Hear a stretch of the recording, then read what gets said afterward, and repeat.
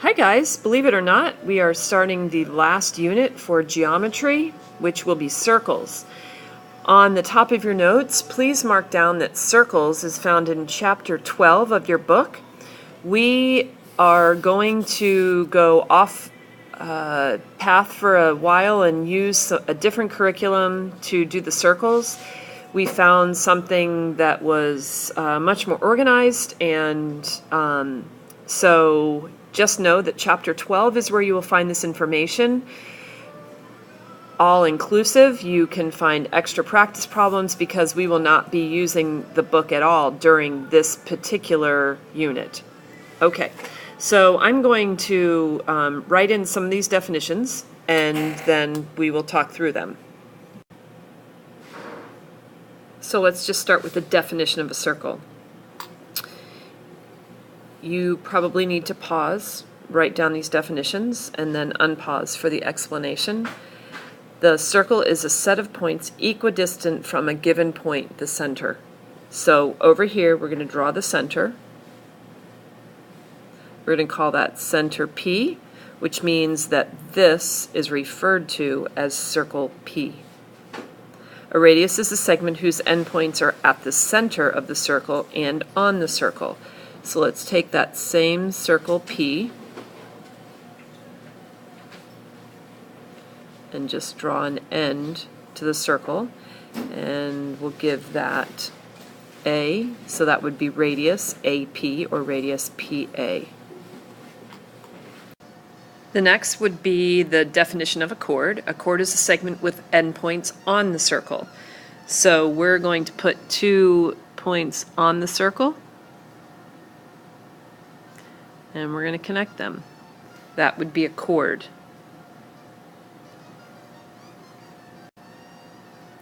Now, a diameter is a chord that passes through the center.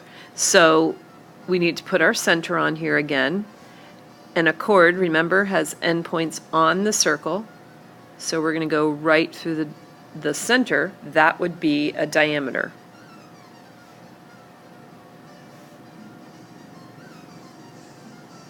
Okay. Also, don't forget that a diameter is 2 times a radius. Okay, the last one before we go on to the next set is a secant, is a line that intersects the circle at exactly 2 places. So intersects insinuates that this will go through the circle. So I'm actually going to go through the circle because, remember, this is a line that intersects the circle at exactly 2 places. So this would be secant YZ. The last 2 would be the tangent and the point of tangency. So tangent is a line that intersects the circle at exactly 1 place. So it's going to intersect at 1 place.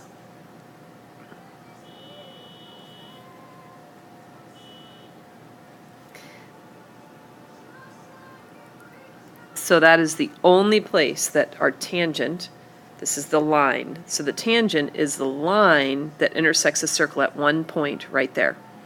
The point of tangency is the point at which the tangent line touches the circle. So this guy is the point where that tangent line touches the circle, and we could actually give this a name.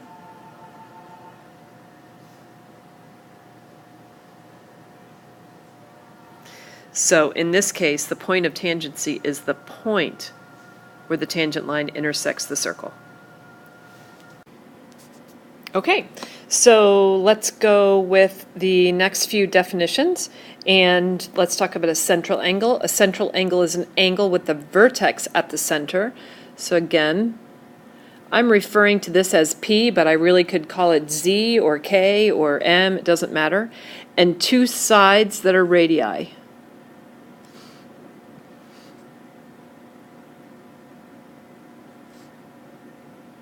So angle APB is a central angle. An inscribed angle is an angle with a vertex on the circle and 2 sides are chords. So we're just going to call this C. So angle ACB is an inscribed angle. An arc. An arc is a portion of the edge of the circle defined by two endpoints. The symbol is this. I would say arc AB with a little arc over the top. So A, B, this would be arc AB. Okay, now let's define, and I'm just going to put another letter on here. So a minor arc. A minor arc is an arc with a measure that's less than 180. You only use 2 letters to name it. So we know that a diameter would give me 180. So anything less than 180 would be a minor arc, and it's named with 2 letters, only 2.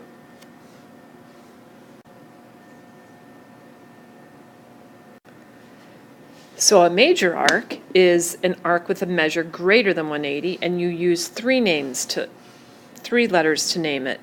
So I'm going to put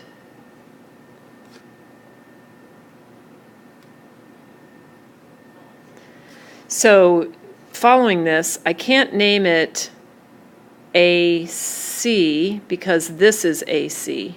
This is AB, this is CB. So if I want an arc that's greater than 180, I have to either call it ABC or BCA or CBA, but I have to use 3 letters. So we're going to use this arc right here. This arc right here is ABC, or I could call it CBA. The last one is a semicircle. Semicircle is an arc with endpoints on a diameter. We know a diameter is a chord that goes through the center.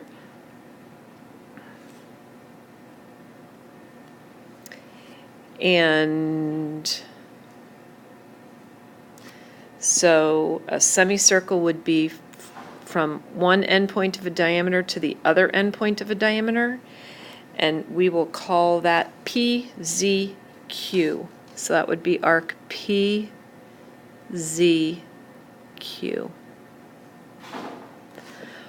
All right, so a couple of things that you should know now are the area of a circle. Area is going to equal pi r squared. Circumference of a circle has 2 equations actually. It's 2 pi r, or I can say it's pi d, because remember the diameter of a circle is 2 times the radius.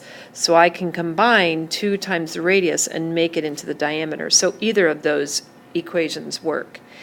Arc length.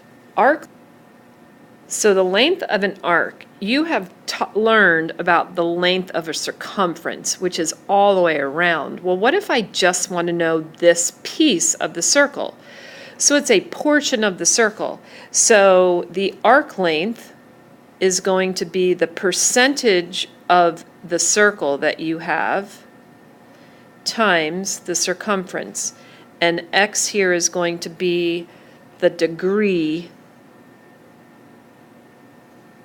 of the arc, and you'll understand as we use more formulas, but this right here will give you the percentage of the circle. So now let's see how much we just learned. We have 2 circles here, whole bunch of parts of the circle listed here, and a list of different parts. So what I want you to do right now is answer 1, 2, 3, and 4. Okay, so now let's talk about this. What is LQ? LQ, LQ, right here. This would be a tangent. Number 2, what would WY be? WY. This would be a chord. What would angle NQR be? NQR. This is an inscribed angle because the vertex is on the circle. This is an inscribed angle. And last, what would X be? X would be the center of the circle. Now I'd like you to answer the next four, so 5, 6, 7, and 8. So, 5, arc RWU, arc RWU, all the way around. Arc RWU, that would be a major arc. Number 6, segment ST, segment ST. Segment ST is a tangent. Number 7, PN. PN would be a radius. Number 8, what would UXY be? UXY. This would be a central angle because this comes from the center. This would be a central angle. I'd like you to do the same thing for the next four. So 9, 10, 11, and 12. So MQ. MQ, this would be a minor arc. MQ would be a minor arc. QN, number 10, QN, this is a chord that goes through the center. This would be a diameter. R, this is a point of tangency. It is the point at which the tangent goes through. Number 12, UY, line UY. This is a secant. So this would be a secant.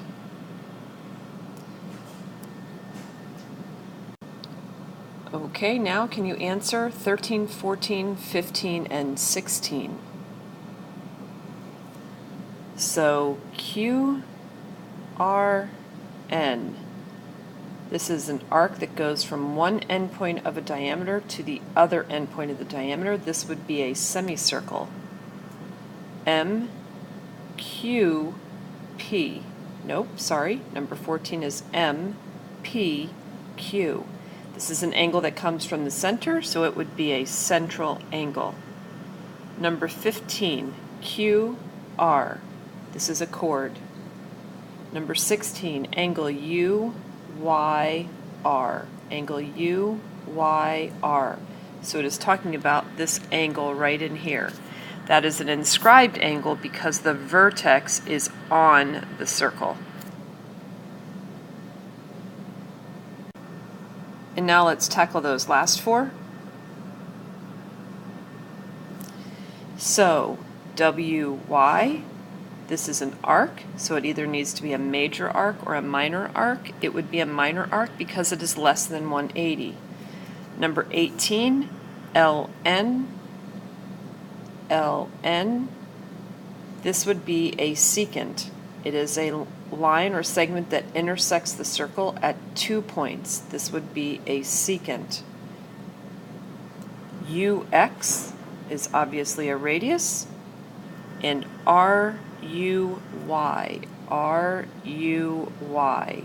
It is an arc that goes from the endpoint of the diameter to the other endpoint of the diameter. Therefore, this would be a semicircle. So, here are the area formulas.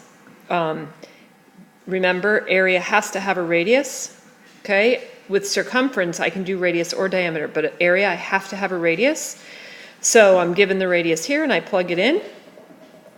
And I want to explain to you again the difference between an exact number and a rounded number. If you ever have to round a decimal, that is called an estimate. This right here, since I keep the pi in the answer, then this is called an exact answer. And don't forget your units. Over here, I'm given the diameter, so I have to divide in half to get my radius. Once I do that, again, I have the same thing. Let's look at circumference. Okay, so here's circumference. And in situation in number 5, I'm given the radius, so I can use the equation circumference equals 2 pi r. And I just plug in the r, multiply the 2 and 7 and get 14, and this would be the exact circumference. Remember, area is units squared. Circumference is like a perimeter of a circle, so it's not squared, it's just millimeters. Otherwise, if I want to estimate, I put 14 times pi in my calculator, and I get 43.982 millimeters. Now, remember, unless we're told, we will always round to 3 decimals. In number 8, I'm given the diameter, and unlike in the area I had to find the radius, I don't need to because now I can use circumference equals pi d. So the diameter is 10.2 times pi. This would be the exact measurement of the circumference. If I wanted to go to an estimated, I would put 10.2 times pi in my calculator, get 32.044 millimeters. So the circumference around this circle is 32.044 millimeters. Now we're going to get into a couple that are different, and I'm going to work a few of these, but for the purpose of keeping this video briefer than it could be, I'm going to work a few, and then we'll work more in school tomorrow. So find the diameter of a circle with the circumference of 5.97. So your first job is to figure out what equation you're using. I'm told I'm looking for circumference, and I'm given the diameter. So that means I'm going to use circumference equals pi d. And I'm going to plug my numbers in. So I know that circumference is 65.97 equals pi d. Now, this looks weird because we want to look at pi and think that it's a variable that we're solving for, but it's not. This is the variable we're solving for. So I'm going to divide both sides by pi. And in this instance, I am going to go for an estimated number. And actually, this turns out, I believe, to be 21.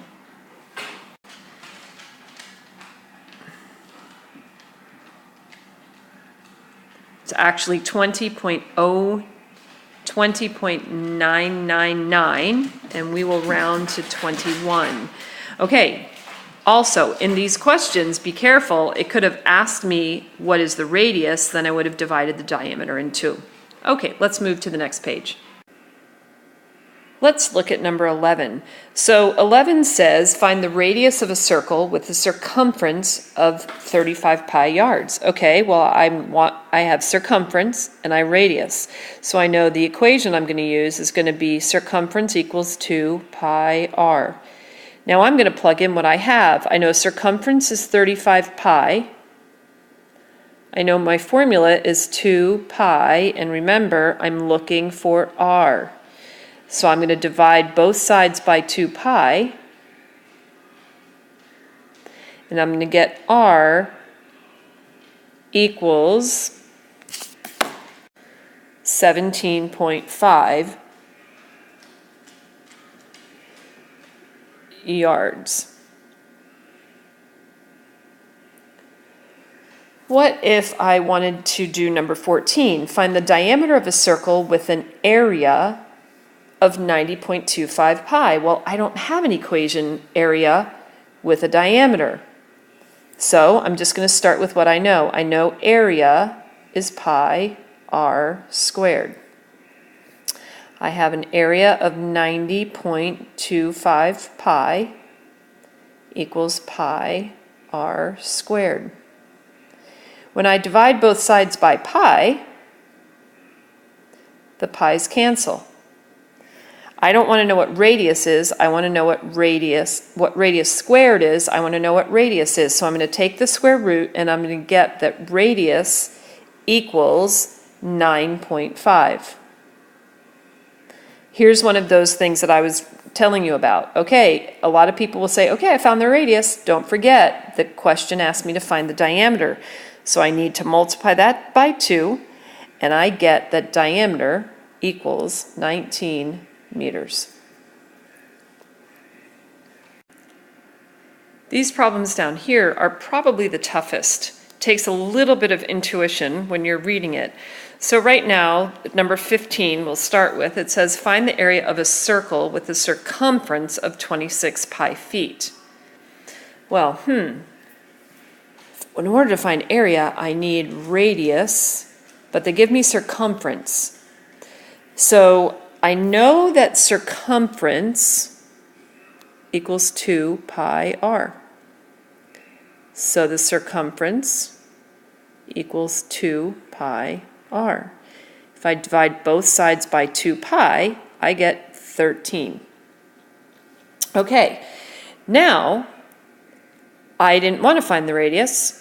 I want to find the area. So now I'm going to take this radius and I'm going to plug it into the formula. Area equals pi r squared. So area equals 169 pi with my units, feet squared, or I can get an exact, that is exact, this is exact, I did not have to round a decimal, so it is exact, or I can multiply 169 pi times 169 times pi, and I would get 530.929, also feet squared. Okay.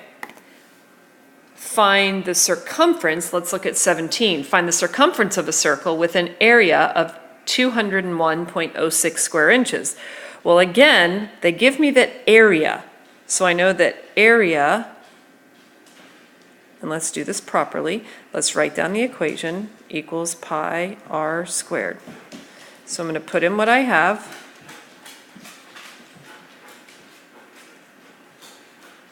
I'm going to divide both sides by pi.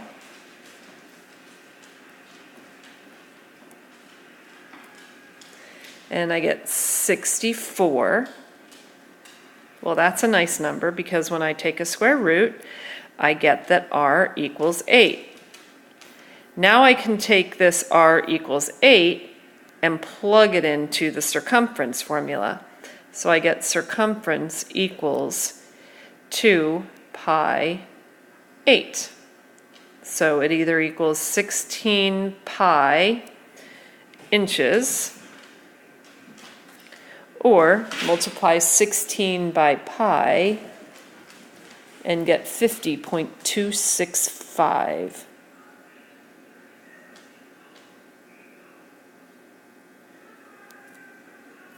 And again, inches.